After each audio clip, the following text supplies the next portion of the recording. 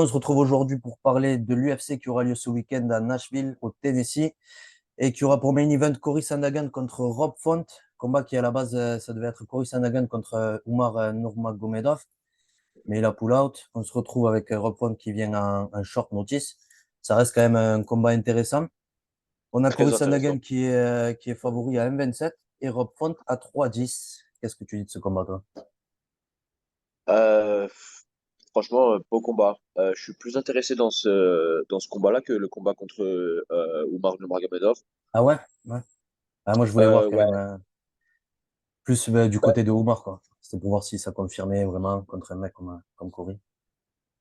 oui, mais on se retrouve quand même avec un main event avec deux Bantam du top 10, Ouais, alors que Umar, il n'était pas dans le top 10. Donc moi, je ouais, c'est préfère vrai. toujours prendre des mecs qui sont dans le top 10. C'est toujours mieux à voir les mecs s'affronter, tu vois. Mhm.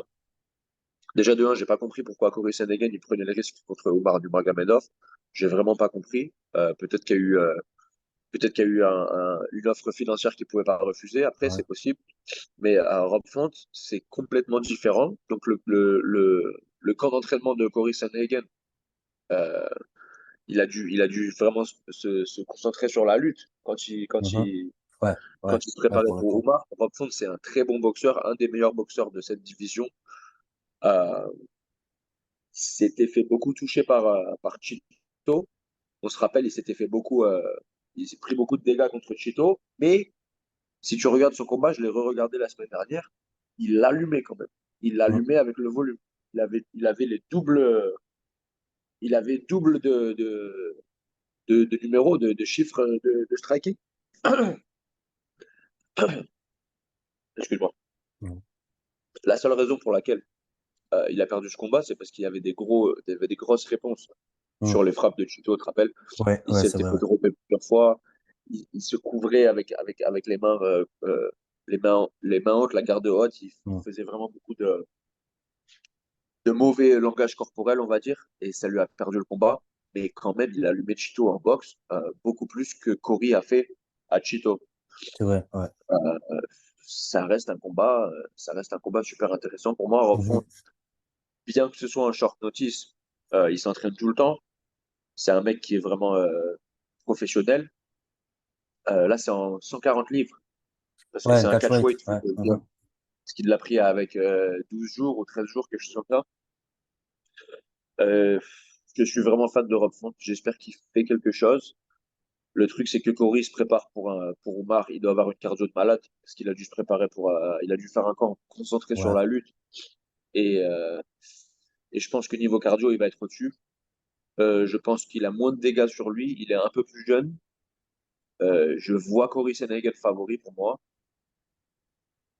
Mais ça reste un combat quand même qui est assez serré, assez intéressant. Rob Mhm. Font, il va le toucher, c'est sûr. Il touche tout le monde. Il a un des meilleurs jabs à l'UFC. Des très belles frappes au corps.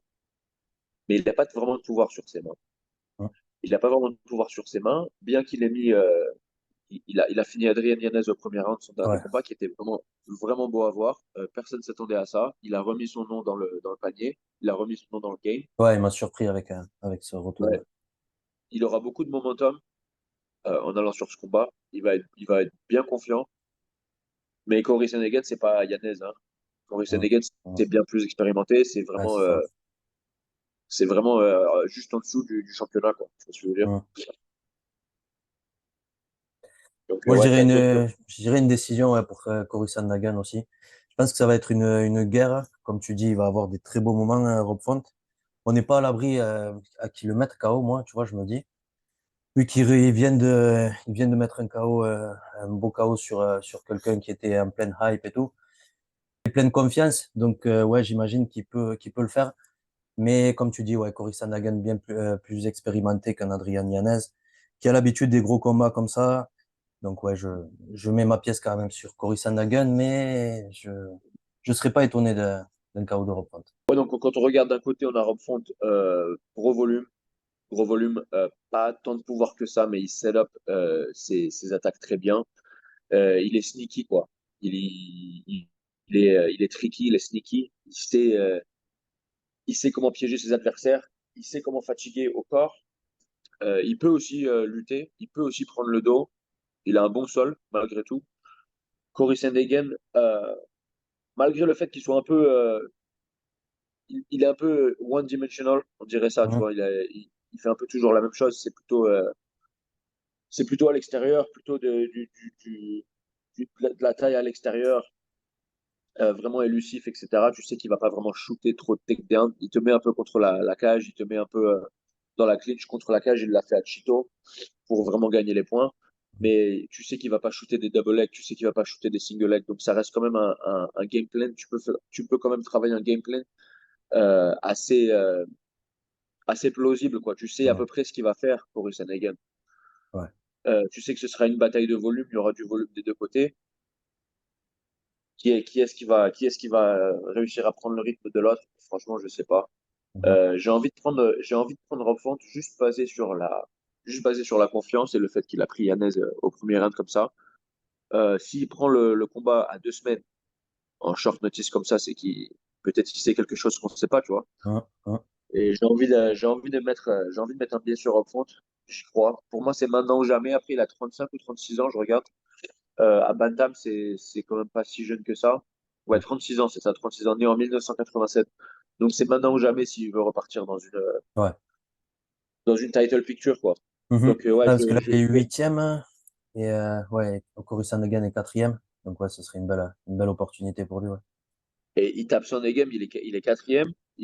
Encore un combat et il peut aller au titre. Ah.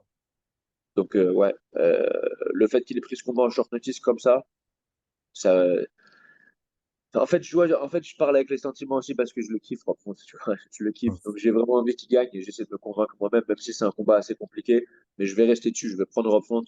J'adore sa boxe, j'adore son jab et ouais, j'espère qu'il gagne. J'espère qu'il gagne. Et je sais pas si ça va être un KO. Yann, à l'époque où c'était encore un très gros puncher, un très gros tueur, il a pas réussi à Ouais. le prendre, Boris Sanegan. Le seul qui a fini Sanegan, c'est Aljamain Sterling, hein. Ouais. Ouais, par étranglement. Mhm. En 1 minute, en Mhm. étranglement arrière. C'était vraiment impressionnant. Quand tu regardes cette victoire, elle a très bien vieilli. C'est clair. C'est Mais clair, ouais, c'est ouais, clair. Euh, ok. Je reste sur je vais Cory. prendre, je vais prendre Rob Font je vais prendre Rob Font par décision. Moi. Et toi? Cory par décision aussi. Ouais. Corée par décision? Ok. Mhm. On passe au co-main event, Jessica Andrade contre Tatiana Suarez. Là aussi, un beau combat féminin pour le coup.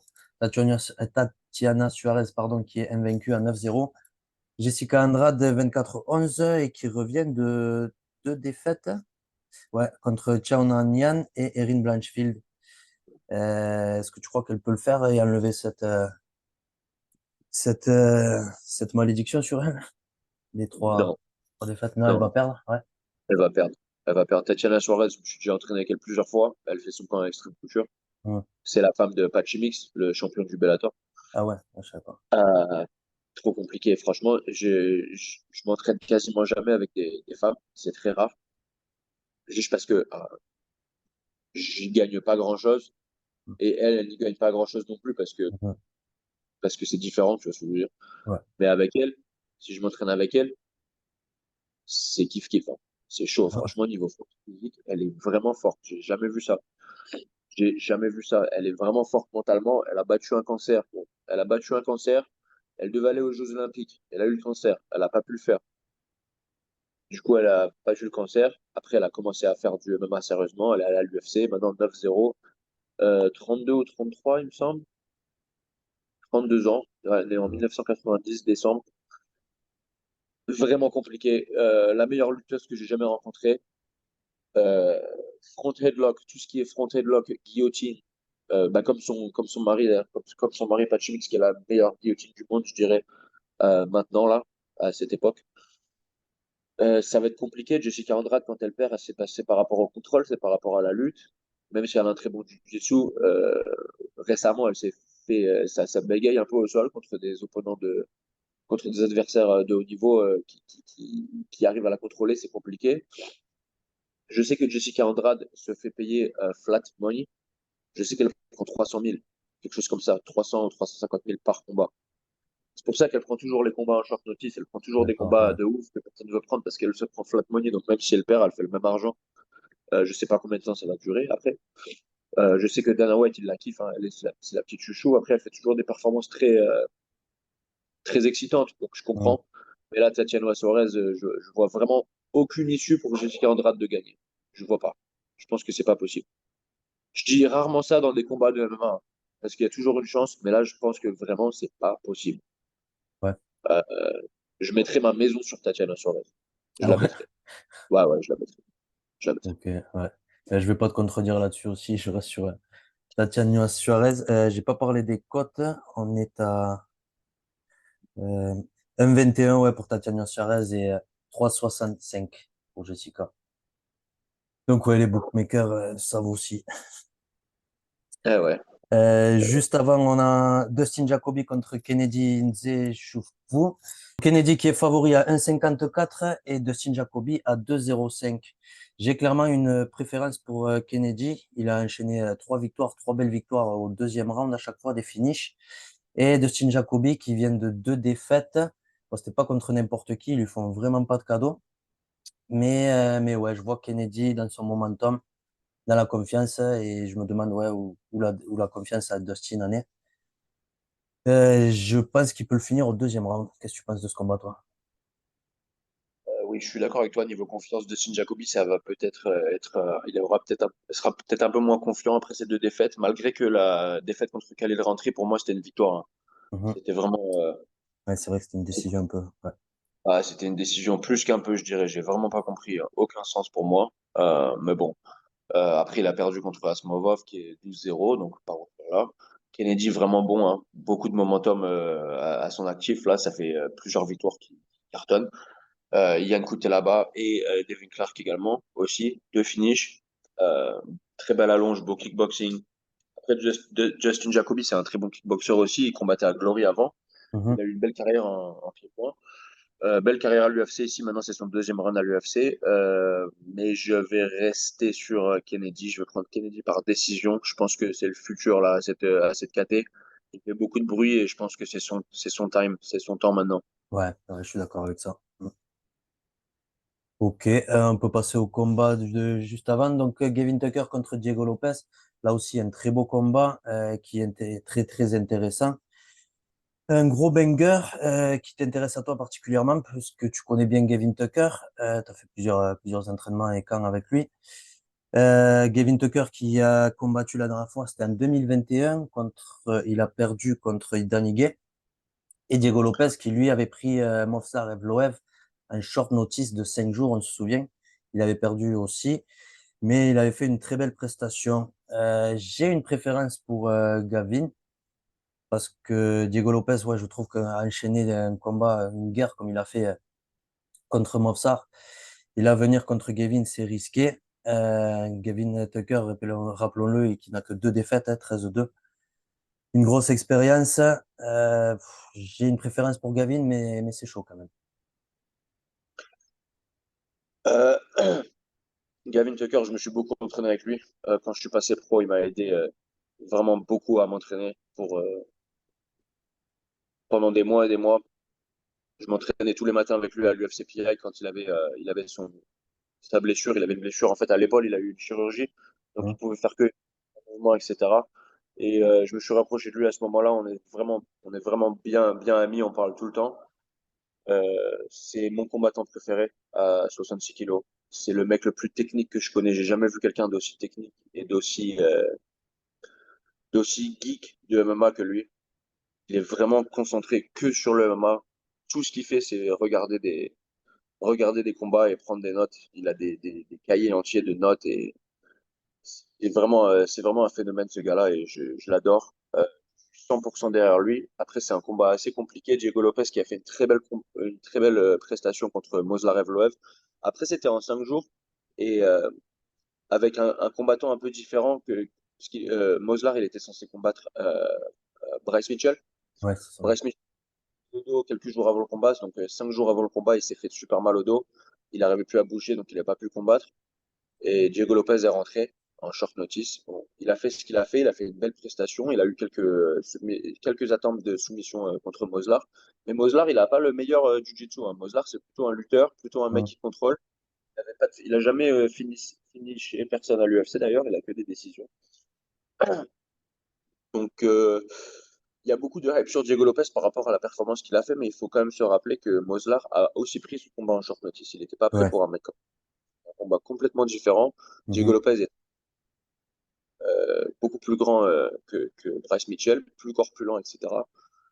Style un peu différent, même si les deux c'est des grappleurs. Diego Lopez c'est plutôt un scrambler et Bryce Mitchell c'est plutôt un mec qui reste au-dessus et qui peut faire du dégât jusqu'à ce que tu lui donnes une soumission. Donc il y a quand même un astérix avec cette prestation parce qu'il faut quand même rappeler que même si Diego Lopez l'a pris en 5 jours, également Ouais. Moslar.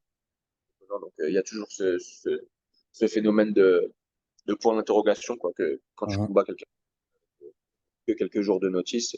Bon, je m'éternise sur ça, mais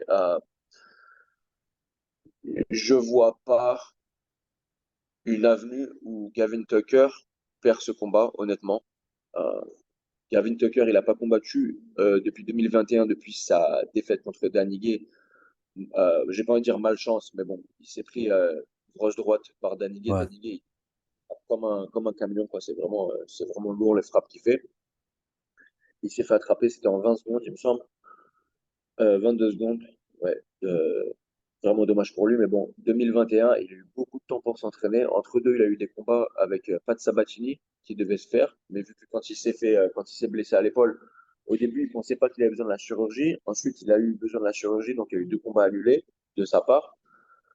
Là, il revient 2 ans plus tard, 2 ans et demi plus tard, contre Diego Lopez.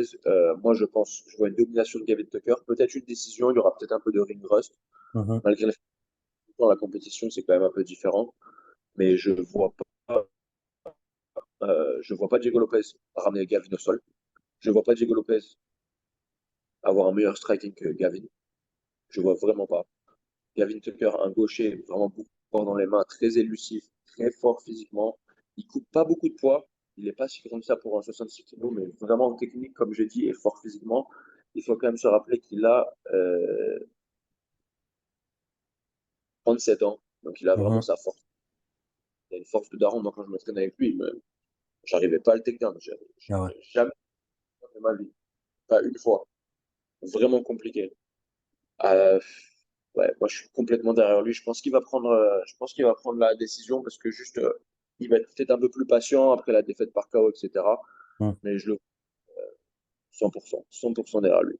Est-ce Il que, est est-ce que t'as les... underdog, il est à 1,98. Ouais, Ah ouais, il est underdog. Ah ouais, ouais. ouais. Ouais. Diego Lopez à Ah, 1,60. moi je m'en parlais Gavin et Tatiana. Ah Moi ouais. pour moi c'est le point Mhm. de Gavin et Tatiana, franchement. J'ai vraiment confiance sur ce parler. Mais ça Toi tu ferait vois. une cote à. Je le vois gagner aussi, ouais. Ouais, comme je disais, la suractivité de Diego Lopez, enfin, le retour du combat là, mais je trouve que c'est un peu juste, ouais, pour une guerre contre Gavin Tucker. Et ouais, j'ai confiance au retour, ouais, de Gavin. Donc on va voir. Je pense une décision, par contre. Ouais, moi aussi. Mais ouais, on verra. Ouais, ce que tu dis là, le ticket de Gavin Tucker et Tatiana Suarez, ça fait une cote à 2,40 si tu combines les deux. C'est pas mal. On enchaîne avec le reste de la carte. Bon, on va en sauter quelques-uns. On va parler des combats qui nous intéressent le plus. Le prochain, c'est Ignacio Bahamondes contre Ludovic Klein. Un très beau combat. Ouais, Bahamondes qui est favori à 1,38 et Ludovic Klein à 2,50. Ludovic Klein, très bon kickboxer. Il a amélioré sa lutte. D'ailleurs, on a vu ça dans sa dernière prestation. Mm.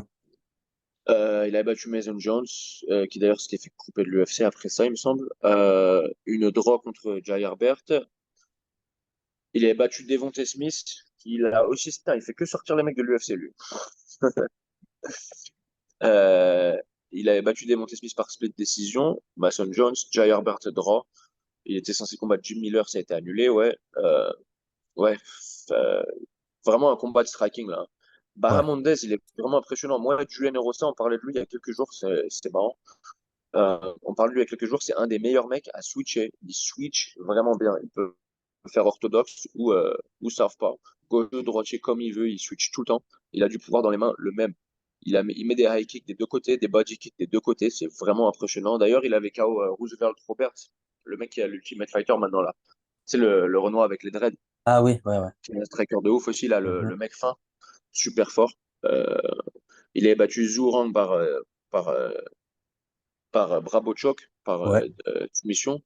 Et il a battu Trey Ogden également. Trey Ogden qui est vraiment, c'est pas un paysan non plus. Mhm. Donc, ouais, que des bonnes victoires, hein. Il a trois victoires d'affilée. Euh, c'est compliqué, c'est compliqué. Là, ça va être un combat de striking. Je sais pas du tout. Franchement, je suis 50-50. J'ai même pas envie de donner une prédiction parce que pour moi, ça peut aller des deux côtés à n'importe quel moment. Ouais. Ils ont tous les deux du gros pouvoir. Ils ont tous les deux une bonne cardio de striking. Peut-être que Ignacio, il va peut-être essayer de travailler un peu la clinch et la lutte contre Klein, vu que Klein, il a montré un peu du manque auparavant dans des combats précédents. Peut-être qu'il pense qu'il peut exploiter ça. Mais pour moi, il s'améliore. Donc, je sais pas si ça va être là. Mais pour moi, j'ai même pas envie de donner une prédiction. C'est du 50-50, mais je roule les dés sur celui-là. Raoni Barcelos contre Kyler Phillips. Là, on rentre sur la carte des prélims. Ça aussi, ça va être un bon combat. Kyler Phillips qui revient d'une victoire contre Marcelo Rojo qu'il a sorti. Et Raoni Barcelos qui avait perdu contre Umar Nurmagomedov. Qu'est-ce que tu penses de ce combat? Là, on a Kyler qui est favori et Raoni underdog. Raoni, franchement, ses performances récemment, il me déçoit. J'étais vraiment fan de lui. Pour moi, il avait vraiment une capacité à prendre le titre à un moment. Là, je crois plus trop. Bon, euh, la défaite contre Umar Nurmagomedov, c'est ce qu'il est, quoi. Umar Nurmagomedov sera sûrement champion à un moment. C'était vraiment un sale KO qu'il a pris. Il devait revenir contre Miles Ouais, Jones ça. après. Ça a été annulé. Et là, Kyler Phillips qui est quand même différent, vraiment différent que les profils qu'il a combattus récemment. Il est euh, un peu foufou. Il fait un peu. Ça dépend, ça dépend ça dépend du jour. Il a eu des performances qui sont incroyables. Il a eu des performances où tu dis, ah. Tu vois, donc ça dépend quel Kyler Phillips sort. Tu peux aussi voir un Kyler Phillips qui sort avec un flying knee et qui met KO Ronnie Barcelos, comme tu peux voir un Kyler Phillips qui se fait contrôler et qui abandonne les positions pour des soumissions qui sont pas là ou pour faire des spinning attacks ou des choses comme ça qui ne vont aboutir à rien. Donc ça dépend de quel Kyler Phillips tu vois arriver. Moi, je vais rester sur Raoni Barcelos. Je vais prendre le underdog juste par rapport à l'expérience. Il a eu plus d'expérience à l'UFC et plus de gros noms qu'il a pris. Malgré que Kyler Phillips, il a quand même réussi à prendre Song Yedong hein, en 2021. Ouais. Bon, c'était il y a un Mm. bail, mais il a quand même l'a battu par décision, donc c'était pas rien. Ouais.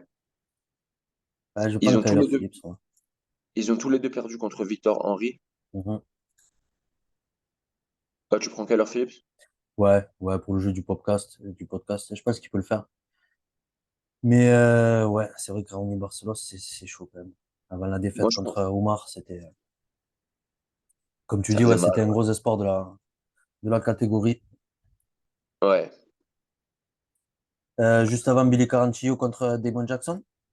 Là aussi, un beau combat, puisque tu connais bien aussi Billy. Damon Jackson, qui lui vient d'une défaite, c'était contre Danny Gay, encore un.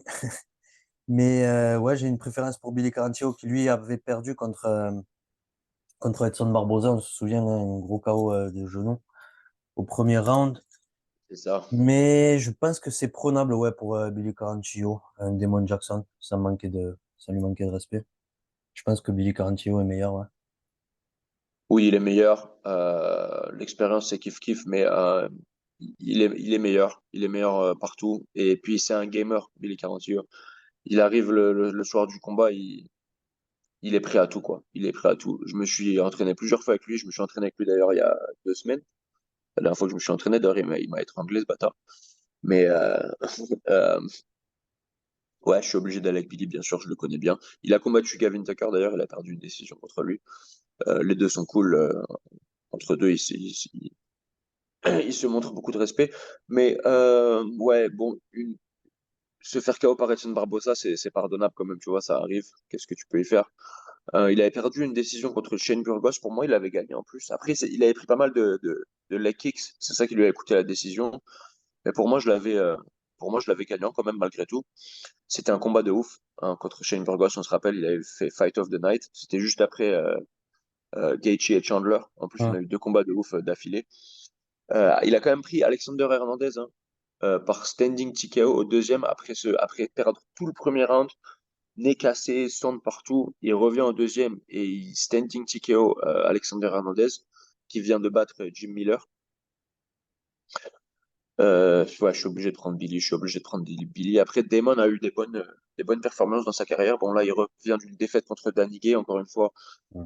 il ne faut pas rougir. Danny Gay, il a du pouvoir, c'est incroyable ce qu'il a dans les mains. Avant ça, il a quand même battu Pat Sabatini. Ça, c'était incroyable ce qu'il avait fait. Il a battu Pat Sabatini en 1 minute. Ça, c'était vraiment beau à voir. Avant ça, il a battu Daniel Argueta, Kamela Kirk, Charles Rosa, donc quatre victoires d'affilée avant Danny Gay. Donc il était vraiment sur une belle lancée. Et avant ça, il avait perdu contre Ilia Topuria par KO. Euh, Ça reste quand même un combat de chien de la casse, hein. Ça va être un combat, ça va être une guerre, ça va être chaud.